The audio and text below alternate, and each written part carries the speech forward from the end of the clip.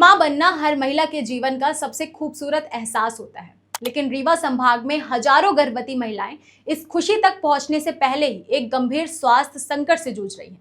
चौंकाने वाले आंकड़े बताते हैं कि संभाग में 2000 से ज्यादा गर्भवती महिलाएं सीवियर एनीमिया यानी खून की गंभीर कमी का शिकार हैं। इनमें कई महिलाओं के शरीर में हीमोग्लोबिन का स्तर 7 ग्राम से भी कम है, जो मां और गर्भ में पल रहे बच्चे दोनों के लिए जानलेवा साबित हो सकता है। सरकार की योजनाएं, जागरूकता अभियान और लगातार बैठकों के बावजूद जमीनी हालात चिंताजनक बने हुए हैं। सबसे बड़ी बात यह है कि कई महिलाओं में इस गंभीर बीमारी का पता तब चलता है जब वे प्रसव के लिए अस्पताल पहुंचती हैं। रीवा संभाग में मातृ स्वास्थ्य को लेकर सामने आए आंकड़े ने स्वास्थ्य विभाग की चिंता बढ़ा दी है। सरकारी आंकड़ों के मुताबिक संभाग में 7 ग्राम से कम हीमोग्लोबिन वाली 2000 से अधिक गर्भवती महिलाएं चिन्हित की गई हैं। यह स्थिति सीवियर एनीमिया की श्रेणी में आती है। अगर जिलावार आंकड़ों पर नजर डालें तो सबसे ज्यादा प्रभाव रीवा जिला है, जहां 884 गर्भवती महिलाएं गंभीर एनीमिया से जूझ रही हैं, और इसके बाद सतना में 567, सीधी में 303 और सिंगरौली में 246 गर्भवती महिलाओं में सीवियर एनीमिया पाया गया है। विशेषज्ञों के अनुसार गर्भावस्था के दौरान शरीर को सामान्य से अधिक पोषण और आयरन की आवश्यकता होती है, लेकिन सही खान पान, समय पर जांच और पर्याप्त उपचार नहीं मिलने से महिलाओं में खून की कमी तेजी से बढ़ रही है। सीवियर एनीमिया के कारण गर्भवती महिलाओं को अत्यधिक कमजोरी, थकान, चक्कर आना, सांस फूलना, सिर दर्द और शरीर का पीला पड़ना जैसी समस्याओं का सामना करना पड़ता है।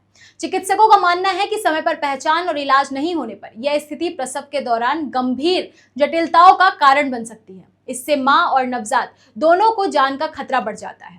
मध्य प्रदेश के उप मुख्यमंत्री राजेंद्र शुक्ल ने इस स्थिति को गंभीर बताते हुए कहा है कि अनीमिया से निपटने के लिए देश भर में अनीमिया मुक्त भारत अभियान चलाया जा रहा है। उन्होंने कहा कि रीवा संभाग के आंकड़े चिंताजनक हैं और इस दिशा में प्रभावी कदम उठाए जाएंगे।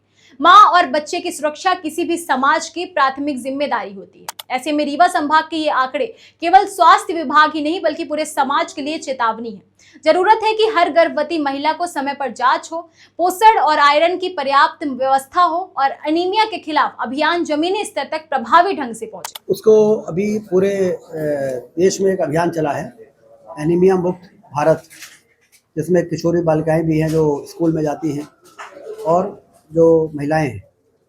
तो मुझे आपको बताते हुए प्रसन्नता है कि पूरे राज्यों के ने जो एनीमिया मुक्त भारत अभियान चलाया है, जिसमें खून की जांच करके एनीमिया किसको कितना है उसका आइडेंटिफिकेशन, फिर आवश्यक मार्गदर्शन, उसमें मध्य प्रदेश हिंदुस्तान में नंबर 1 के राज्य में आया है इस एनीमिया मुक्त भारत अभियान की जांच प्रक्रिया में।